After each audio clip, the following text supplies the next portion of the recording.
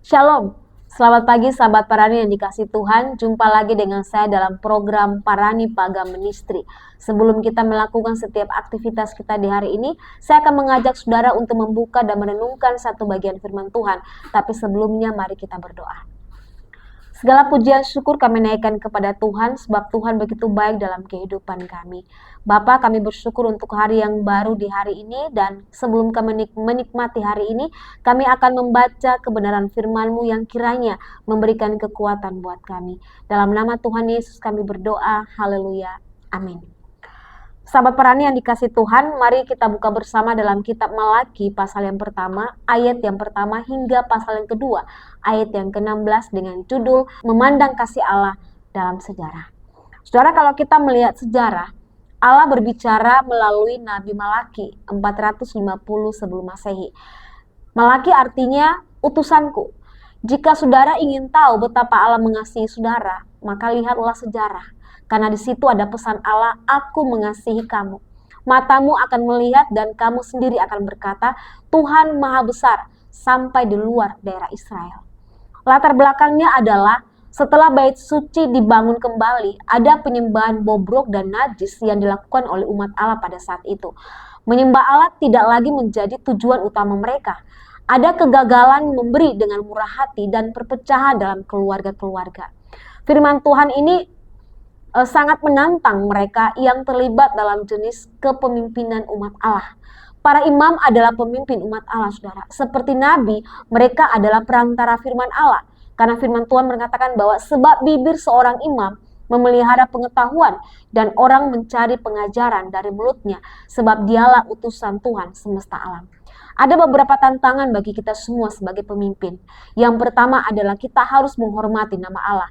Karena firman Tuhan mengatakan memberi perhatian untuk menghormati namaku, ayat yang kedua. Kemudian yang berikutnya, selain menghormati nama Tuhan, yang berikutnya adalah menerima hidup dan damai. Allah telah berjanji memberikan kehidupan dan sejahtera. Ini adalah dua berkat terbesar yang bisa saudara terima dari Allah.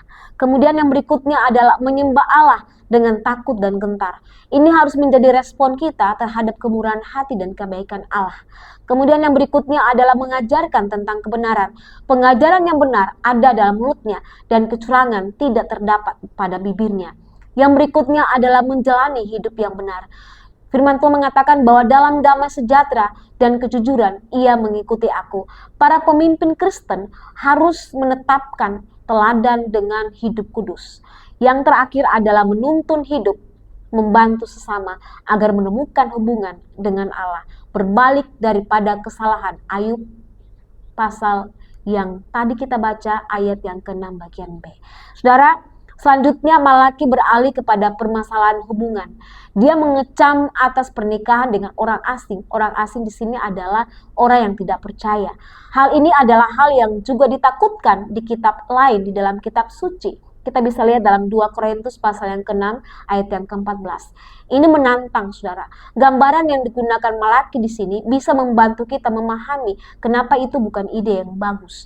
Dia menggambarkan orang tak percaya sebagai anak perempuan Allah asing. Malaki pasal yang kedua ayat yang ke-11. Frasa yang menyoroti pandangan religius mereka. Saudara, kita memiliki gagasan dan keyakinan religius masing-masing. Meskipun ada keyakinan-keyakinan yang bukan daripada Allah.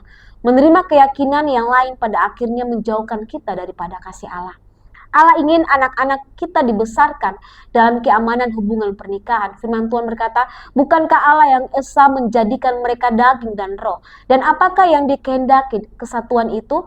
Keturunan ilahi, jadi jagalah dirimu dan janganlah orang tidak setia terhadap istri dari masa mudanya. Sebab aku membenci perceraian. Firman Tuhan Allah Israel, juga orang yang menutupi pakaiannya dengan kekerasan. Firman Tuhan semesta alam, maka jagalah dirimu dan janganlah berkhianat. Saudara, mungkin perkataan ini kita menganggap bahwa kasar, tetapi sesungguhnya mengingatkan betapa Allah mengasihi dan menghargai pernikahan. Itu karena pernikahan begitu luar biasa, sehingga Allah menentang apapun yang merusaknya. Saudara, ketidaksetiaan dimulai di dalam hati. Firman Tuhan berkata, sebab aku membenci perceraian. Firman Tuhan Allah Israel, maka jagalah dirimu dan janganlah berkhianat. Saudara, Parani yang dikasih Tuhan, Inti firman Tuhan pada hari ini adalah Tuhan membenci perceraian, Tuhan membenci perlawanan, dan intinya adalah Tuhan membenci dosa. Maka jagalah dirimu dan janganlah berkhianat. Dengan cara apa? Mari kita terus memandang kepada kasih Allah yang begitu besar dalam kehidupan kita. Mari kita berdoa. Bapa, kami bersyukur kepadamu sebab Engkau Allah yang sudah mengasihi kami. Terbukti Tuhan Allah sudah mengampuni setiap dosa dan pelanggaran kami melalui pengorbanan-Mu di kayu salib.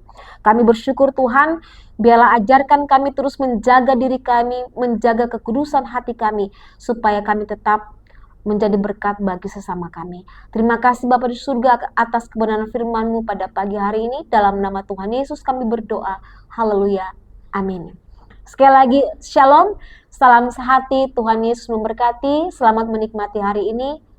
Immanuel, Allah menyertai kita.